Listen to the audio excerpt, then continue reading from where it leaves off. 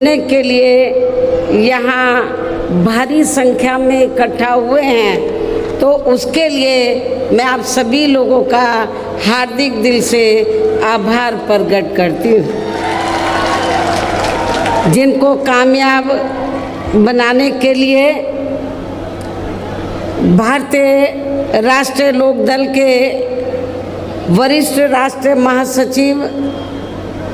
चौधरी अभय सिंह चौटाला जी व इनके सभी साथीगण तथा बीएसपी के भी नेशनल कोऑर्डिनेटर श्री आकाश आनंद व यहाँ के संयोजक श्री रणधीर बेनीवाल और इनके भी सभी साथीगण पूरे जी जान से लगे हुए हैं। और अब मैं आप लोगों का ध्यान यहाँ हरियाणा प्रदेश में विधानसभा के लिए हो रहे आम चुनाव में अपने इस बने गठबंधन की सरकार बनाने को लेकर कुछ ज़रूरी बातों की तरफ दिलाना चाहती हूँ। और इस संबंध में हमारी पार्टी का ये कहना है कि अपने देश को आज़ाद हुए व भारतीय संविधान को भी लागू हुए अब बरसों बीत चुके हैं, और इस लंबी अवधि में केंद्र व आपके हरियाणा प्रदेश में भी विभिन्न विरोधी पार्टियों की सरकारें रही हैं। लेकिन दुख की बात यह है कि इस दौरान आपके हरियाणा प्रदेश में भी यहाँ विरोधी पार्टियों की रही सरकारों में सर्व समाज में से खासकर दलितों, आदिवासियों, पिछड़े वर्गों, मुस्लिम व अन्य धार्मिक अल्पसंख्यकों के साथ साथ गरीबों, मजदूरों, किसानों, व्यापारियों एवं अन्य मेहनतकश लोगों का भी पूर्ण रूप से विकास व उत्थान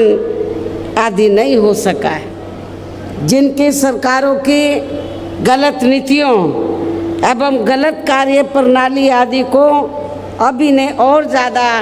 आजमाने की ज़रूरत नहीं है।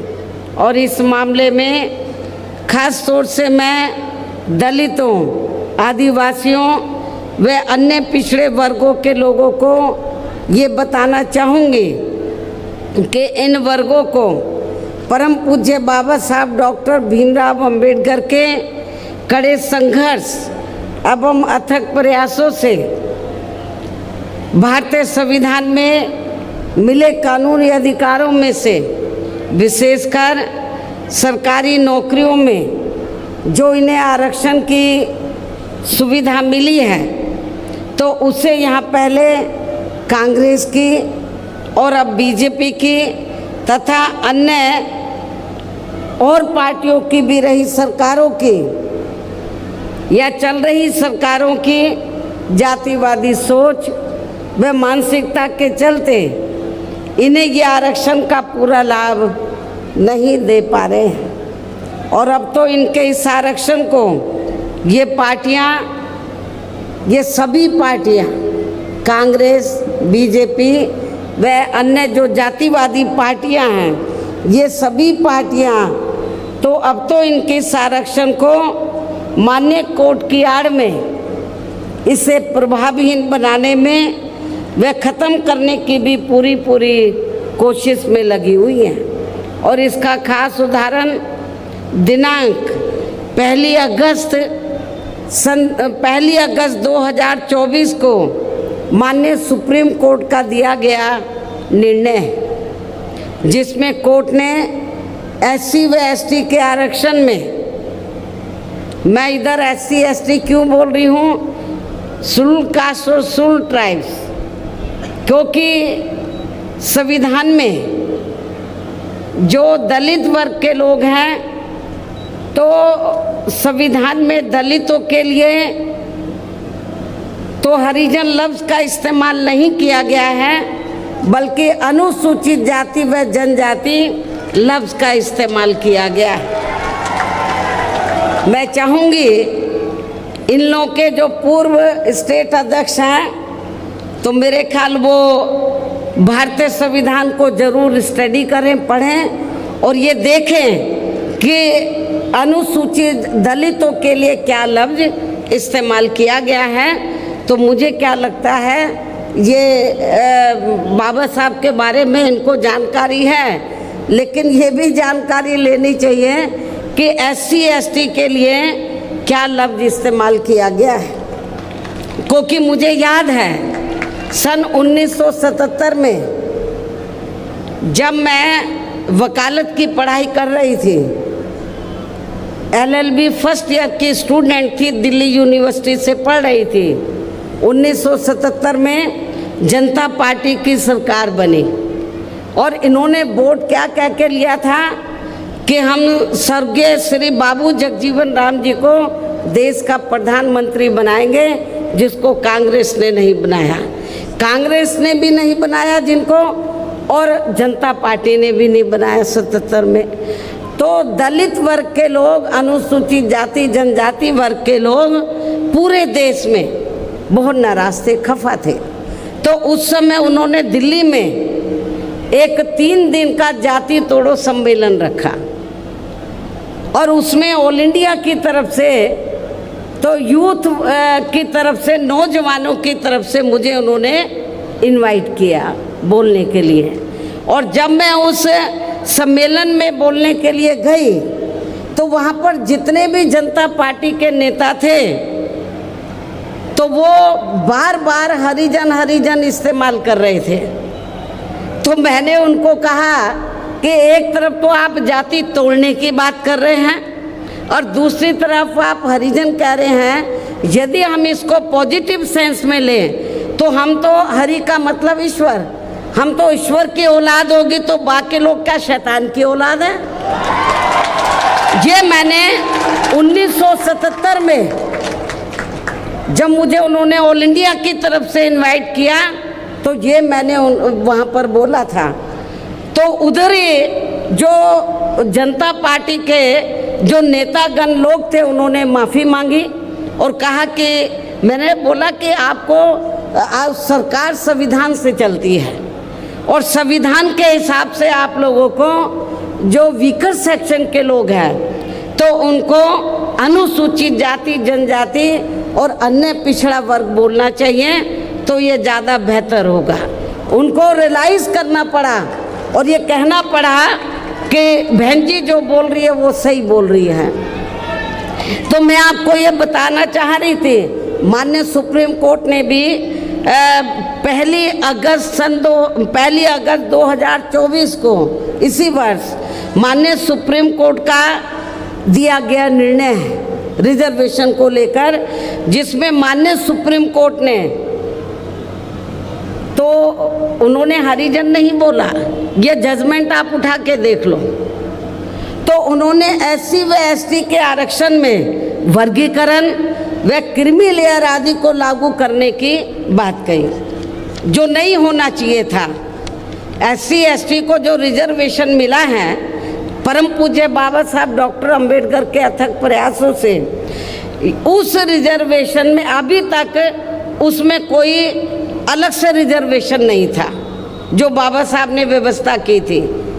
SC ST के लिए रिजर्वेशन है तो SC ST के लोगों को रिजर्वेशन मिलेगा, लेकिन रिजर्वेशन में से रिजर्वेशन की व्यवस्था बाबा साहब ने नहीं की थी। और रिजर्वेशन में से रिजर्वेशन का मतलब है शेड्यूल कास्ट को आपस में लड़ाना, SC ST को ये लड़ते रहे कि इसको कम मिला, इसको ज़्यादा मिला है, जो ये नहीं होना चाहिए था, जो ये नहीं होना चाहिए था। लेकिन दुख की बात है कि सेंटर की ओर से, बीजेपी की सरकार है सेंटर के में, उनकी ओर से सरकारी वकील खड़े हुए, कांग्रेस के भी वकील खड़े हुए और भी वकील खड़े हुए, उन्होंने माननीय सुप्रीम कोर्ट की हाँ में हाँ मिलाई, तो जिसकी वजह से तो जो देश में SC ST वर्ग के लोग हैं तो उनको आरक्षण में, उनके आरक्षण में वर्गीकरण व क्रीमी लेयर आदि को लागू करने की बात उन्होंने कही, जो ठीक नहीं था। इस निर्णय से हमारी पार्टी बिल्कुल भी सहमत नहीं है। और यदि इन वर्गों के आरक्षण के मामले में केंद्र की वर्तमान भाजपा सरकार, जो बीजेपी भी कहती है कि हम आरक्षण के पक्षधर हैं, तो यदि इन वर्गों के आरक्षण के मामले में केंद्र की वर्तमान भाजपा सरकार की भी नीति व नीयत साफ होती तो फिर ये सरकार माननीय सुप्रीम कोर्ट के आरक्षण को लेकर आए इस निर्णय को बिना कोई देरी किए हुए उसे निष्प्रभावी बनाने व पूर्व की स्थिति में लाने के लिए संसद का विशेष सत्र बुलाकर फिर संवैधानिक संशोधन विधेयक जरूर लाती और उसे विपक्ष को साथ में लेकर पास भी जरूर कराती। और इतना ही नहीं बल्कि इसके लिए कांग्रेस व इनके इंडिया गठबंधन ने अभी तक भी केंद्र सरकार पर कोई दबाव नहीं बनाया। ना तो केंद्र में बीजेपी की सरकार संवैधानिक संशोधन विधेयक लाई इस जजमेंट के खिलाफ, और ना ही इंडिया गठबंधन ने, बाहर तो वो दबी जबान में कहते हैं हम आरक्षण के पक्ष में हैं, लेकिन पार्लियामेंट के अंदर उन्होंने इसके लिए कोई आवाज़ नहीं उठाई। और ऐसा करना तो बहुत दूर की बात रही, बल्कि इन्होंने माननीय सुप्रीम कोर्ट के इस निर्णय पर अभी तक कुछ भी खुलकर नहीं बोला है। और इस मामले में केंद्र की भाजपा सरकार व अधिकांश सभी विरोधी पार्टियां अभी तक भी चुप्पी साधे हुए हैं। यहाँ मैं ये भी बता देना चाहती हूँ कि माननीय कोर्ट ने SC/ST आरक्षण में वर्गीकरण करने व क्रीमी लेयर आदि को भी लागू करने का ये कार्य अब पहले संसद के पास था, राष्ट्रपति के पास था, लेकिन अब ये कार्य भी इन्होंने राज्य सरकारों के ऊपर छोड़ दिया है। हर स्टेट में राज्य सरकारों के ऊपर छोड़ दिया है, जो वो अपने हिसाब से इसका पूरा राजनीतिक फायदा भी उठाएंगे। उनके ऊपर है किसको कितना आरक्षण देना है, SC/ST में से किसको कम देना, किसको ज़्यादा देना है, किसको नहीं देना है। पहले संसद और पार्लियामेंट के पास ये पहले संसद और प्रेसिडेंट के पास पावर थी, लेकिन इस जजमेंट में माननीय सुप्रीम कोर्ट ने ये पावर भी राज्य सरकारों को दे दी, जो अब अपने हिसाब से इसका पूरा राजनीतिक फायदा भी उठाएंगे। साथ ही इसकी आड़ में इन वर्गों को बांटकर इन्हें आपस में भी खूब लड़ाएंगे। अर्थात अब ये पार्टियां फूट डालो वे राज करो की नीति का भरपूर फायदा उठाएंगे, जबकि संविधान के मुताबिक किस जाति को SC व ST की सूची में शामिल करना है या नहीं करना है, तो इसका ये अधिकार अभी तक केवल संसद व माननीय राष्ट्रपति जी को ही दिया हुआ था, जिसे 1 अगस्त 2024 को माननीय सुप्रीम कोर्ट के आए निर्णय के जरिए इसे अब वापस लेकर सीधे ही राज्य सरकारों को दे दिया है, जिससे अब इन वर्गों के साथ काफ़ी नाइंसाफ़ी होगी। अर्थात इनका अब ये आरक्षण ना के बराबर ही रह जाएगा। दलितों का, SC/ST का, अनुसूचित जाति व जनजाति का अब ये आरक्षण ना के बराबर ही रह जाएगा। और अब तो कांग्रेस के श्री राहुल गांधी ने भी विदेश में जाकर इनके सभी आरक्षण को आगे वक्त आने पर ख़त्म करने का भी ऐलान कर दिया है। इससे साफ जाहिर है कि आपका आरक्षण बहुत खतरे में है। बाबा साहब डॉक्टर अंबेडकर ने आरक्षण शेड्यूल कास्ट में जितनी जातियां आती हैं सबको दिया था। उन्होंने केवल एक जाति को नहीं दिया था, उसमें विभिन्न जातियां हैं, सब कास्टें हैं जो सामाजिक, शैक्षणिक और आर्थिक क्षेत्र में पिछड़ी हुई हैं। तो शेड्यूल कास्ट का मतलब क्या है, एक शेड्यूल बनी, इनकी एक सूची बनी, तो उसके आधार पर उन जातियों को शामिल करके तो जब ये इन लोगों को ये रिजर्वेशन दिया है SC/ST में, उसमें एक ही जाति नहीं आती है, उसमें विभिन्न जातियां आती हैं। तो जिसका नाम क्या दिया बाबा साहब ने, एक सूची बनाई, शेड्यूल कास्ट, शेड्यूल ट्राइब्स। इसलिए इन वर्गों के लोगों को बाबा साहब डॉक्टर भीमराव अंबेडकर द्वारा जो इन सभी वर्गों के लोगों को SC/ST में जो विभिन्न जातियां आती हैं, तो इन वर्गों के लोगों को बाबा साहब डॉक्टर भीमराव अंबेडकर द्वारा जो इन्हें आरक्षण का ये संवैधानिक अधिकार दिया है, तो इसे बचाने के लिए अब यह हरियाणा प्रदेश में हो रहे विधानसभा चुनाव में इन वर्गों को, ऐसी सभी आरक्षण विरोधी पार्टियों को अपना कतई भी वोट नहीं देना है। ऐसे आरक्षण विरोधी पार्टियों को अपना कतई भी वोट नहीं देना है जो ये पार्टियां माननीय सुप्रीम कोर्ट के आए इस निर्णय को बिल्कुल भी बदलने के लिए तैयार नज़र नहीं आती हैं। अर्थात इस मामले में केवल ये पार्टियां इन वर्गों को गुमराह करने में ही लगी हैं। ऐसी स्थिति में अब इन वर्गों को यहाँ विधानसभा के हो रहे आम चुनाव में अपने बने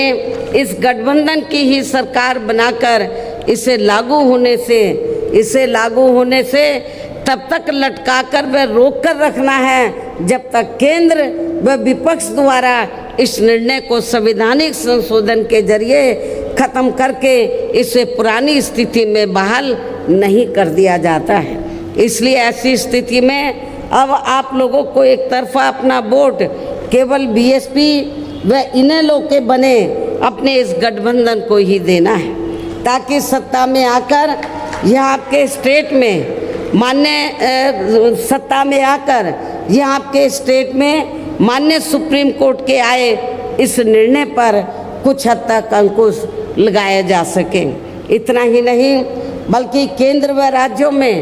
कांग्रेस, बीजेपी व अन्य जातिवादी पार्टियों की रही सरकारों ने इनका आरक्षण का कोटा अभी तक भी पूरा नहीं भरा है, जिसे फिर अंत में किसी न किसी रूप में सामान्य वर्गों को ही दे दिया जाता है। पदोन्नति में आरक्षण को तो इन्होंने मान्य कोर्ट की आड़ में काफ़ी हद तक खत्म ही कर दिया है। इसके साथ ही केंद्र व राज्यों की भी सरकारों द्वारा इन वर्गों के लोगों को प्राइवेट सेक्टर में आरक्षण दिए जाने की व्यवस्था किए बिना ही इनके ज़्यादातर सरकारी कार्य अब यहाँ प्राइवेट सेक्टर के जरिए ही देश के अधिकांश बड़े बड़े पूंजीपतियों व धन्ना सेठों को ही दिए जा रहे हैं, जिसके कारण आपके यहाँ हरियाणा प्रदेश सहित पूरे देश में अब इन वर्गों के लोगों को आरक्षण का बहुत कम ही लाभ मिल पा रहा है। और इससे अब पूरे देश में दलितों व आदिवासियों के साथ साथ अन्य पिछड़े वर्गों का भी काफ़ी ज़्यादा नुकसान हो रहा है। आपके हरियाणा प्रदेश में SC ST की तरह जो OBC वर्ग के लोग हैं, अन्य पिछड़े वर्ग के लोग हैं, इनकी भी काफ़ी तादाद है। जबकि अन्य पिछड़े वर्गों के लोगों को ये भी मालूम होना चाहिए कि इन्हें मंडल कमीशन की रिपोर्ट के तहत आरक्षण की ये सुविधा केंद्र में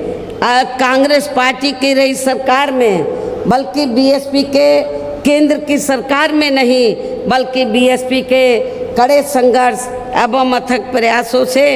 केंद्र में रही श्री बीपी सिंह की सरकार में ही मिली है, जिसका भी अब यहाँ जातिवादी विरोधी पार्टियों की चल रही सरकारें इन्हें पूरा लाभ नहीं दे पा रही हैं। इसके साथ ही श्री बीपी सिंह की सरकार में ही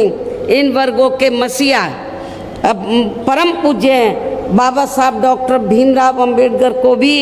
यहाँ भारत रत्न की उपाधि से सम्मानित किया गया था, जिसके लिए वो हर प्रकार से पात्र भी थे। जबकि इन्हें ये सम्मान उनके जीते जी परम पूज्य बाबा साहब डॉक्टर भीमराव अंबेडकर के जीते जी केंद्र में रही कांग्रेस पार्टी की सरकार में बहुत पहले मिल जाना चाहिए था, लेकिन कांग्रेस पार्टी की सरकार ने इनके देहांत के बाद भी इन्हें काफ़ी समय तक ये सम्मान नहीं दिया। इससे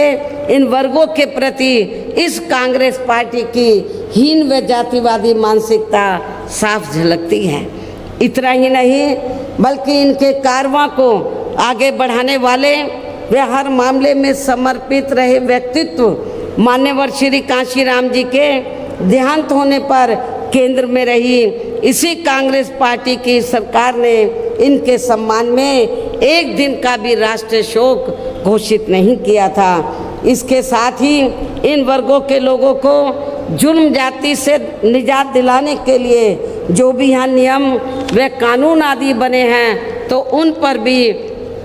केंद्र व राज्यों की सरकारें सही से अमल नहीं कर पा रही हैं, जिससे अब यह खासकर दलितों, आदिवासियों व अन्य पिछड़े वर्गों के ऊपर शोषण करने वाले लोगों का मनोबल और भी ज़्यादा बढ़ रहा है। और ये सब हमें यहाँ आपके हरियाणा प्रदेश में भी काफ़ी कुछ देखने के लिए मिल रहा है।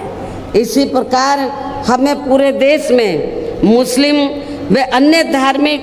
अल्पसंख्यक समाज के लोगों की भी अधिकांश मामलों में हालत कोई खास अच्छी नज़र नहीं आती है। इसके साथ साथ अपर कास्ट समाज व जाट समाज में भी खासकर गरीब लोगों की भी आर्थिक स्थिति अभी भी यहाँ आपके हरियाणा प्रदेश सहित पूरे देश में काफ़ी ज़्यादा खराब व दयनीय ही बनी हुई है। इनके अलावा आपके हरियाणा प्रदेश सहित पूरे देश में सर्व समाज में से विशेषकर यहाँ गरीब, मजदूर, किसान, कर्मचारी, व्यापारी एवं अन्य मेहनतकश लोग भी अपनी विभिन्न समस्याओं को लेकर अभी भी हमें काफ़ी ज़्यादा दुखी ही नज़र आते हैं। और इनमें भी किसान वर्ग तो केंद्र में अभी तक की रही सभी सरकारों द्वारा बनाई गई उनकी गलत नीतियों के कारण अब काफ़ी ज़्यादा परेशान व दुखी भी रहा है और अभी भी है। लेकिन इन सब की मुख्य वजह हमारी पार्टी केंद्र में व आपके हरियाणा प्रदेश में भी यहाँ अब तक की रही अधिकांश विरोधी पार्टियों की सरकारों की गरीब व किसान विरोधी तथा इनकी जातिवादी, पूंजीवादी व संकीर्ण मानसिकता के तहत बनाई गई उनकी गलत नीतियों एवं गलत कार्य प्रणाली को ही काफ़ी हद तक जिम्मेवार मानकर चलती हैं। और इस मामले में खासकर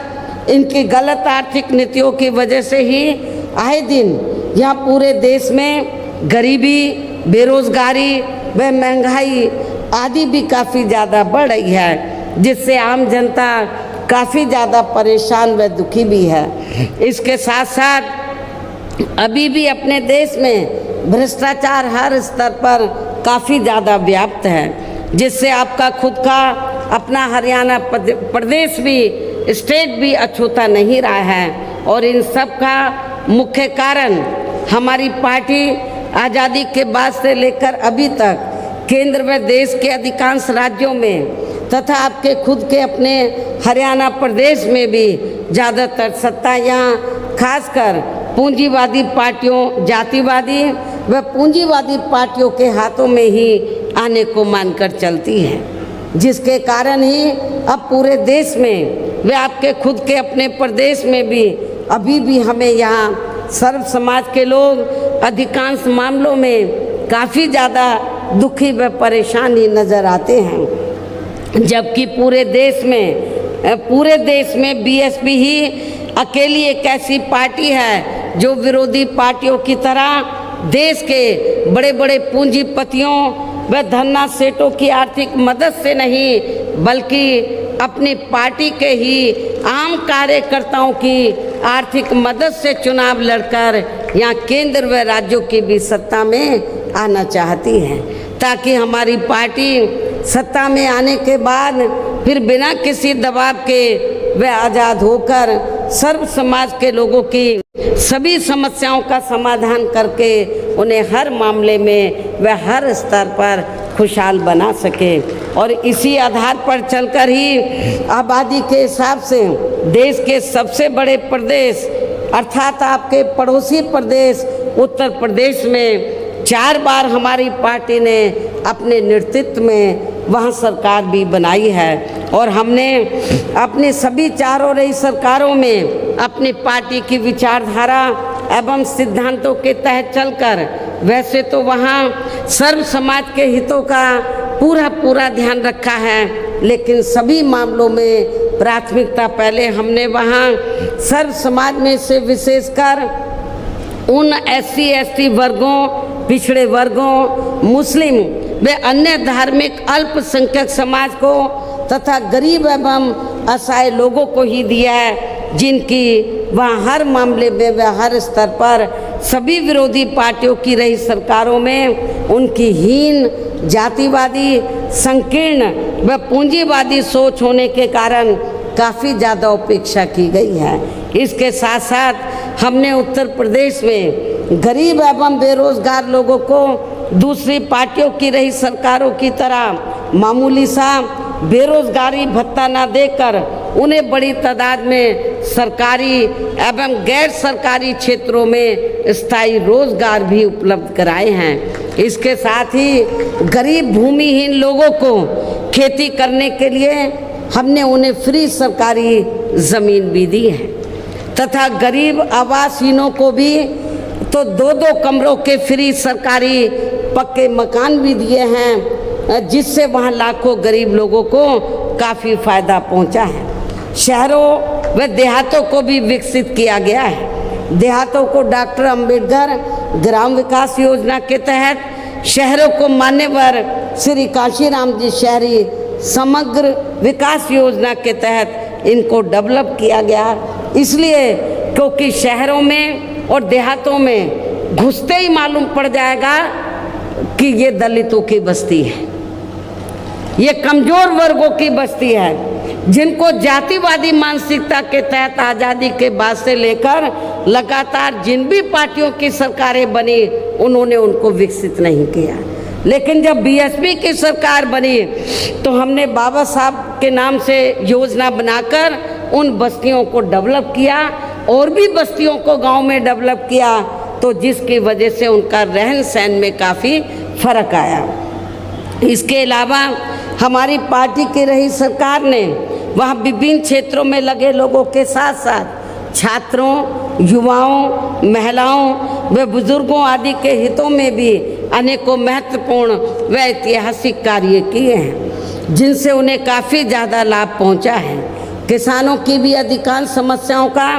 काफ़ी हद तक समाधान किया है तथा उनकी फसलों का भी उन्हें समय से उचित दाम दिया गया है, जो आपके हरियाणा में भी शायद कभी इतना फ़ायदा किसानों को नहीं पहुंचाया गया होगा। इतना ही नहीं बल्कि हमने उत्तर प्रदेश में सर्व समाज के लोगों के ऊपर किसी भी प्रकार की कोई जुर्म जाति आदि भी नहीं होने दी है। इसके साथ ही हमारी पार्टी की रही सरकार ने अपने देश में दलित एवं अन्य पिछड़े वर्गों में समय समय पर जन्मे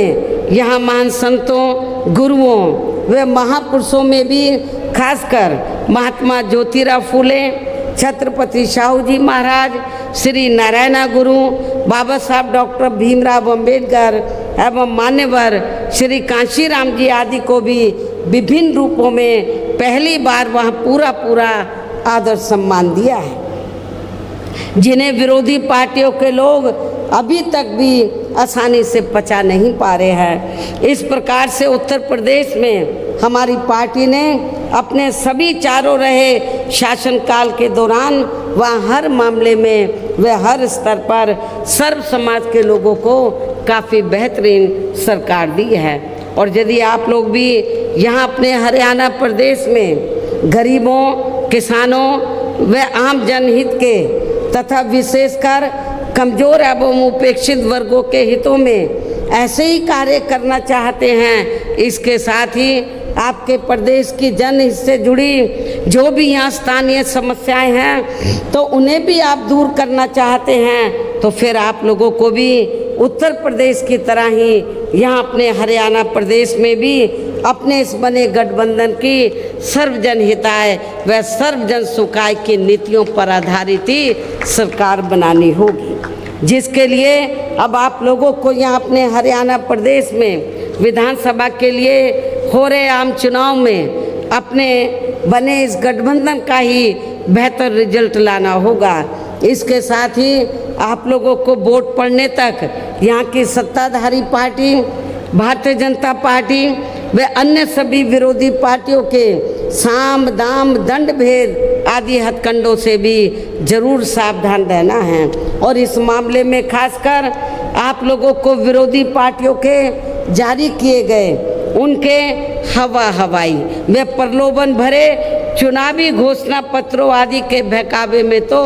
कतई नहीं आना है। बातें बड़ी बड़ी करते हैं, सत्ता में जब आ जाते हैं तो वो उनको रद्दी में, जैसे टोकरी, रद्दी की टोकरी में फेंक देते हैं, वैसे फेंक देते हैं।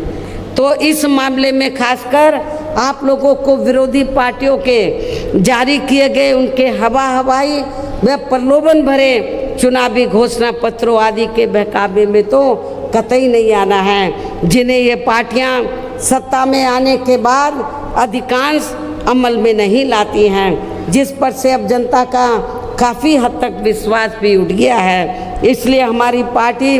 किसी भी चुनाव में अपना कोई भी चुनावी घोषणा पत्र आदि जारी नहीं करती है। वैसे भी हमारी पार्टी कहने में बहुत कम बल्कि कार्य करके दिखाने में ही ज़्यादा विश्वास रखती है, अर्थात जो कहती है तो उसे करके भी दिखाती है। ये सब हमने उत्तर प्रदेश में बिना चुनावी घोषणा पत्र के जारी किए हुए ही 4 बार सरकार बनाकर, सरकार बनने के बाद तब हमने ये घोषणा की हम ये काम करेंगे सरकार का बजट देखकर। और अब संक्षेप में मेरा यही कहना है कि आप लोगों को अपने खुद के वे अपने हरियाणा प्रदेश के भी हित में यहाँ बीएसपी व इनेलो के बने अपने इस गठबंधन की ही सरकार बनाना बहुत ज़रूरी है। और अब आप लोगों को अपने इस गठबंधन के ही उम्मीदवारों को ज़्यादा से ज़्यादा कामयाब बनाना है, जिसके लिए बीएसपी के उम्मीदवारों को हाथी चुनाव चिन्ह के सामने वाले बटन को दबाकर तथा राष्ट्रीय लोकदल के उम्मीदवारों को चश्मा चुनाव चिन्ह के सामने वाले बटन को दबा के उन्हें ज़रूर जिताना है। इस प्रकार से आप लोगों को अपने बने इस गठबंधन की ही पूर्ण बहुमत की सरकार बनाना है। और सरकार बनने पर फिर गठबंधन की ओर से आपके हरियाणा प्रदेश का मुख्यमंत्री चौधरी श्री अभय चौटाला जी को ही बनाया जाएगा, जिनको मेरे आशीर्वाद के साथ साथ इनके पिता चौधरी ओम प्रकाश चौटाला जी का भी पूरा आशीर्वाद प्राप्त है। वैसे स्वर्गीय चौधरी देवीलाल जी का भी हमेशा इन पर आशीर्वाद बना रहा है। इनके साथ साथ गठबंधन की ओर से बीएसपी का एक डिप्टी सीएम दलित वर्ग का अम्बेडकरवादी दलित वर्ग का तथा दूसरा डिप्टी सीएम अन्य पिछड़ा वर्ग या अपर कास्ट समाज में से ही बनाया जाएगा। और ये दोनों डिप्टी सीएम कौन होंगे इसका फैसला चुनाव का नतीजा आने के बाद ही किया जाएगा। इन्हीं ज़रूरी बातों के साथ ही अब मैं आप सभी लोगों से अपने बने इस गठबंधन के अधिकांश उम्मीदवारों को जिताकर अपनी यहाँ गठबंधन की ही सरकार ज़रूर बनाना है। इस उम्मीद के साथ ही अब मैं केंद्र सरकार से देश में जातीय जनगणना कराने के लिए भी विशेष अनुरोध करती हूँ, जिसको पहले केंद्र में रही कांग्रेसी सरकार ने और अब वर्तमान में चल रही बीजेपी की सरकार ने भी इसे अभी तक भी लटका के रखा हुआ है, जो उचित नहीं है। इसके लिए भी इनसे विशेष आग्रह के साथ ही और अपने गठबंधन के उम्मीदवारों को